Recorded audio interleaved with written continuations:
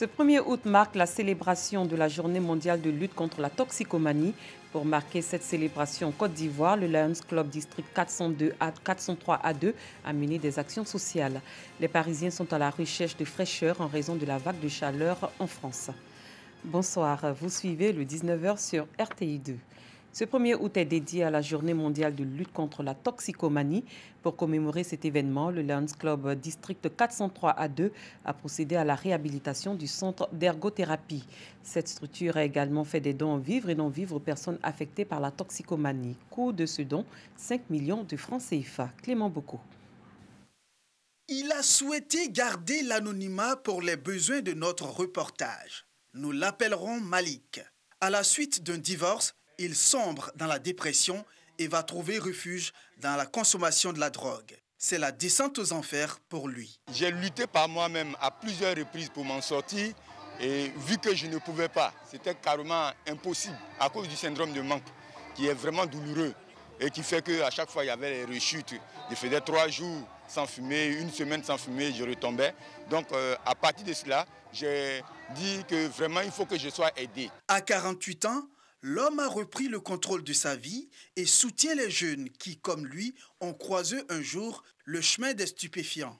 Pour venir en aide à ces personnes affectées par la toxicomanie, le Lions Club District 403A2 pose des actions en leur faveur. Chaque année, au mois de juillet, les Lions célèbrent la journée internationale de la lutte contre la toxicomanie. Et donc, nous avons l'habitude de nous rendre à la Croix-Bleue ici pour réaliser des œuvres. Le centre d'ergothérapie, c'est le centre d'apprentissage des pensionnaires en vue de les sociabiliser. Et vous savez que ce centre est devenu vétuste, même inutilisable depuis la crise 2011. Donc il était de la loi pour nous les Lions que nous puissions venir apporter notre soutien, notre appui à nos enfants pensionnaires. Donc c'est une œuvre qui a coûté environ un peu plus de 5 millions de francs CFA. L'initiative, qui est saluée par la tutelle, vient appuyer les efforts du gouvernement dans la lutte contre la toxicomanie. Le ministère de la Santé et de l'Hygiène publique s'est engagé résolument dans la lutte contre la toxicomanie à travers plusieurs actions basées sur les orientations internationales en la matière, ayant abouti à des acquis notables à ce jour. Il s'agit notamment de la sensibilisation régulière des jeunes sur les méfaits de la toxicomanie ou encore d'enquêtes nationales avec la mise en place d'un réseau épidémiologique pour la surveillance. Relativement à la prise en charge sanitaire des usagers de drogue, volet essentiel stratégique de la lutte contre la toxicomanie, plusieurs professionnels de santé ont été formés à ce jour et d'autres formations continuent encore.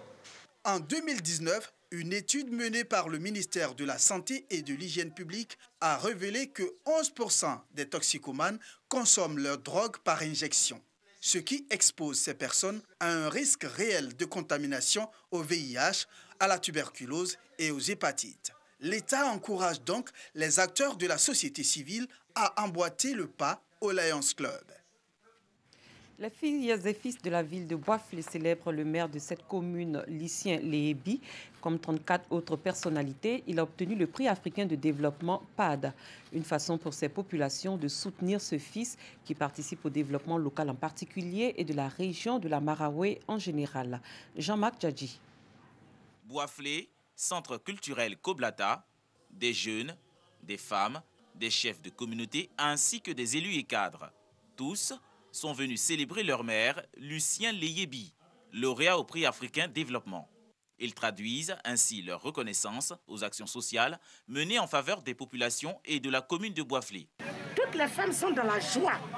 Elles sont contentes parce que ce qui touche le maire, Lucien Léhébi, touche toute la population, en particulier les femmes de la Maraoué. Nous sommes à ses côtés, à le soutenir, à l'aider, à le booster. Je voudrais donc féliciter Dr Lucien Léhébi et lui dire que nous sommes ensemble pour continuer le développement de Boiflé. C'est avec des pas de danse, dans un environnement aux dispositions respectant les mesures barrières, que le premier magistrat de la commune est accueilli. Une occasion pour lui de leur présenter son trophée.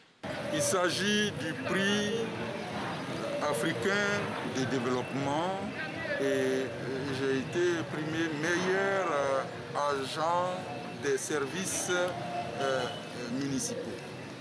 Et pour nous, c'est lié à toutes les activités que nous menons dans notre commune avec la participation communautaire. Je suis venu avec ce prix pour leur dire, c'est parce qu'on vit ensemble qu'on a eu ce prix. On nous encourage, on doit toujours continuer de vivre ensemble sans être divisés. Pour Lucien Leyebi, cet accueil est un honneur, mais également une véritable invitation à accroître davantage les actions sociales dans la commune, afin d'apporter un mieux-être aux populations. Les musulmans de Côte d'Ivoire et d'ailleurs ont célébré hier l'Aïd el-Kébir ou la Tabaski. Cette fête commémore la force de la foi d'Abraham à son Dieu. Elle est symbolisée par l'épisode où il accepte de sacrifier sur l'ordre de Dieu son fils Ismaël. Comment l'Aïd el-Adha a-t-il été célébré dans le pays? Des réponses dans ces éléments que je vous invite à suivre. Abobo Kennedy Kluecha. C'est le lieu choisi par l'ONG Les Amis des malades et des personnes en détresse. Amapédé pour le démarrage de sa caravane de bienfaisance, d'amour, de compassion et d'assistance à l'égard des populations défavorisées pendant la fête du sacrifice du mouton. Pour les responsables de l'ONG, il s'agit de permettre aux bénéficiaires de célébrer la fête de l'Aïd el-Kébir dans la sérénité. Les riches doivent penser aux pauvres pendant les périodes de fête et pendant les périodes difficiles. C'est pour ça que nous, on cherche pour donner la joie aux pauvres, aux nécessités pendant cette fête. Tout comme celle d'Abobo, les familles vulnérables de Marcory ont aussi bénéficié de l'assistance de l'Organisation ivoirienne pour le bien-être et le développement social, OIBDS. Des kits alimentaires leur ont été distribués. C'était au siège de l'AJMCI, sous-comité Marcory à Lioudan. L'objectif de ces projets, c'est d'apporter soulagement aux populations les plus vulnérables. Donc c'est pour cela que nous choisissons toujours des quartiers les plus démunis. La célébration de la fête de l'Aïd el-Kébir est aussi un moment festif et de convivialité. Chez les Touakeus, un repas a été partagé avec les amis de la famille. Objectif, renforcer les liens de fraternité, de cohésion et de solidarité. La fête de la Tabaski,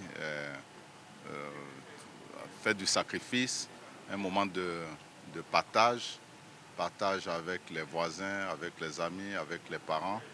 Et ça a été un bonheur de recevoir ici des amis de la communauté musulmane, mais aussi d'autres confessions religieuses qui sont venus partager ces moments de joie, de fraternité, de bonheur avec nous. Ces moments de convivialité et de partage de kits alimentaires aux populations vulnérables, salués par invités et bénéficiaires. Cela a créé en nous une satisfaction, une joie immense de pouvoir bénéficier de ces dons-là à la faveur d'une fête aussi importante qu'est la Tabaski.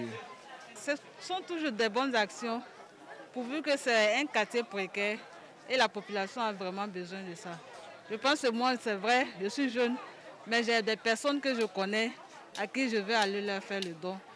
Donc c'est toujours bienvenu. Beaucoup de familles ont besoin d'aide, ont besoin d'assistance. Donc Qatar Charity apporte son aide à ces nécessités-là pour que chaque famille puisse participer à cette fête de façon heureuse, de façon merveilleuse. La fête de la Tabaski est célébrée après la station sur le mont Arafat qui marque la fin du Hajj, le pèlerinage à la Mecque, 5e pilier de l'islam. La fête du sacrifice du mouton cette année est célébrée dans un contexte de la maladie à coronavirus. À Bamako, la communauté musulmane ivoirienne, tout comme les fidèles maliens, ont prié pour la paix et la cohésion entre les filles et les fils des pays de la sous-région. Selon les guides religieux, les grandes nations ont réussi à se développer grâce au respect des vraies valeurs de l'islam, l'amour, l'entente, la solidarité et la paix. Les hommes de Dieu ont donc exhorté l'ensemble de la communauté musulmane au respect des mesures barrières. L'Aïd el-Kébir, moment de partage et de communion en famille, mais aussi entre fidèles musulmans et fidèles des autres confessions religieuses. Dans la famille Sangaré, à Lafiabougou, la fête a été célébrée dans une ambiance conviviale. Le conseil que je donne à la famille, je leur ai dit que cette maladie est une réalité. Contrairement à ce que les gens pensent. Vous savez, sans paix, sans cohésion sociale, il n'y a pas de démocratie, il n'y a pas de nation. Or, le Mali et puis la Côte d'Ivoire, ce sont deux pays frères. Ça ne date pas d'aujourd'hui. Je demande au peuple malien de cultiver la cohésion sociale, la paix et l'entente entre Maliens. À cette fête de l'Aïd el-Kébir, des prières ont été adressées à Dieu par la communauté ivoirienne et malienne pour le repos de l'âme du Premier ministre Amadou Gon Coulibaly et le cheikh Aïma Boakari Fofana. Vous venez donc de suivre l'ambiance qui a prévalu lors de la célébration de l'Aïd el-Adha ici en Côte d'Ivoire et même au-delà de nos frontières. L'Aïd el-Kébir s'est déroulé cette année en pleine crise sanitaire du coronavirus. Comment ce contexte a-t-il impacté la communauté musulmane? Pagassoro Kone nous donne des réponses. Arabie Saoudite. Le monde musulman fête l'Aïd el-Adha. Des célébrations marquées par la crise sanitaire. La grande mosquée de la Mecque est vide lors de l'Aïd pour la première fois de son histoire moderne. Seul le personnel de nettoyage et de sécurité y est autorisé. À Jérusalem, la mosquée Al-Aqsa accueille les fidèles en nombre. Afghanistan, à Kaboul, les prières démarrent conjointement au cessez-le-feu entre talibans et forces de sécurité. Turquie, au cœur d'Istanbul, des célébrations historiques à Sainte-Sophie. L'ex-basilique accueille son premier Aïd depuis sa transformation en mosquée depuis juillet. Je voulais être présent dans cette belle atmosphère et vivre cet instant historique en compagnie de musulmans venus des 4 coins du monde pour partager un bon moment de joie. Algérie, atmosphère plus morose sur ce marché d'Alger. Les restrictions sanitaires pèsent sur les ventes de bétail. À cause du virus, cette année, il manque l'ambiance de l'Aïd. Il y a une grande différence avec les autres années. Il n'y a pas de charme. France. À Villemomble, en Seine-Saint-Denis, les prières ont lieu à ciel ouvert. Le nouveau maire a ouvert un stade pour les célébrations. Un bonheur pour les fidèles obligés d'aller dans une ville voisine en temps normal. Là, c'est juste à côté et tout le monde est là. On se connaît tous, alors qu'à René, on a du mal à tous se voir entre voisins. Et là, c'est vraiment un moment convivial à partager tous ensemble. Et on est content. Personnellement, je suis très content. C'est la première fois que je fais la prière à Villemomble. Ça fait des années que j'attends ça. Et j'ai les larmes qui veulent sortir. Et merci. Un mot d'environnement en direction la commune de Cocody. Une séance de planting d'arbres a eu lieu à l'université Félix Houphouët-Boigny. On en sait plus avec Bintou Pekele et Pagassoro Kone. On va le poser. D'accord, monsieur. Voilà.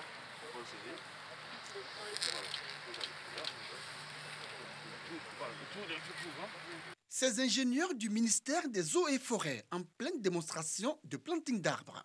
Nous sommes à la journée de planting d'arbres initiée par l'association des étudiants dynamiques de Côte d'Ivoire au sein de l'université Félix Houphouët-Boigny de Cocody. Une activité écologique pour lutter contre le réchauffement climatique. On a étudié, on a vu que c'était nécessaire de planter les arbres, vu que ça donne ça purifie l'air et ça participe à la santé d'autrui.